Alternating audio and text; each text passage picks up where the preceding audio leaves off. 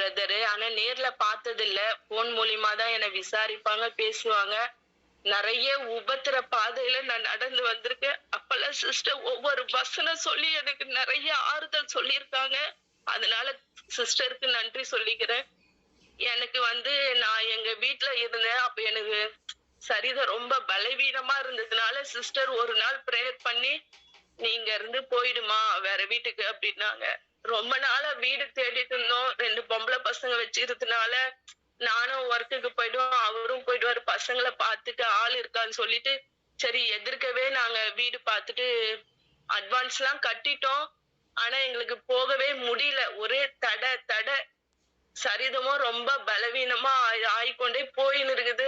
அத நெனச்சு என் கணவரு, பிள்ளைங்க ஒவ்வொரு நாளும் ஏன்பா அம்மா இப்படி இருக்காங்க அப்படின்னு ஒவ்வொரு நாளும் பிள்ளைங்க போய் என் ஹஸ்பண்ட் கிட்ட கேட்கும்போதெல்லாம் அவரால முடிஞ்ச அளவுக்கு எனக்கு பிரேயர் பண்ணிட்டே இருப்பார். ஒரு நாள் எனக்கு சுத்தமா முடியல. அப்போ என் சிஸ்டருக்கு பிரேயர் பண்ணேன். நான் அப்ப சொல்றேன், சிஸ்டர் கூட தொண்டெல்லாம் கட்டிக்கினாங்க. அவங்களுக்கு நான் பிரேயர் போய் அவங்க போன் பண்ணி கூட விசாரிக்கல என்ன நினைக்கிறாங்களோ அப்படின்னு நான் சொல்லிட்டு இருக்கும்போது, தாவீதுக்கு யாரு அபிஷேகம் பண்ணது? அப்ப அந்த ஒரு வார்த்தை எனக்கு அப்படியே அப்ப எனக்கு சிஸ்டர் பிரேயர் பண்ணா எனக்கு சரியாகும் அப்படி சொல்றாரு அவரு. அது மூலியமா நான் சிஸ்டருக்கு பிரேயர் பண்ணேன். அப்ப சிஸ்டர் கேட்டாங்க, நீங்க ஜெபம் வேதத்தெல்லாம் படிக்கிறேன் சிஸ்டர் அப்படின்னு.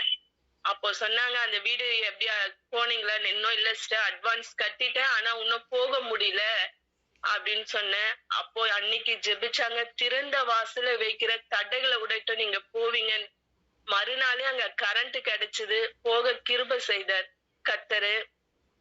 போயிட்டோம். ஆனா எப்படி குடும்பம் எப்படி வருமானத்துக்கு கொஞ்சம் இதுவா இருக்கே அப்படின்னு யோசிக்கும் போது, இந்த வசனம் எனக்கு அப்படியே பயன்படுச்சு. நான் போன அந்த மாசமே இந்த வசனம் குடுத்தாங்க. உம்முடைய கூடார சமாதானத்தை காண்பீர்கள். அந்த வசனம் இன்னிய வரைக்கும் அது எனக்கு அந்த வீட்டுக்குள்ள போய் குறைவா ஆகல. இன்னிய வரைக்கும் கர்த்தர் இந்த வசனத்தை நான் தினைக்கும் சொல்லுவேன்.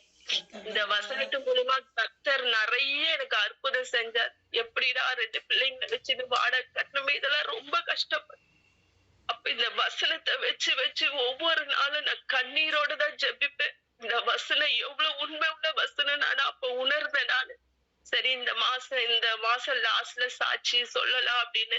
ஆனா கர்த்தர் எனக்கு இப்ப சாட்சியை கொடுத்தது கர்த்தருக்கு ரொம்ப நன்றி. இன்னும் நிறைய வசனங்க என் வாழ்க்கையில செயல்பட்டுச்சு. கர்த்தரு இந்த ஜெபக்கூட மூலியமா என்ன சேர்த்ததுக்கு நன்றி.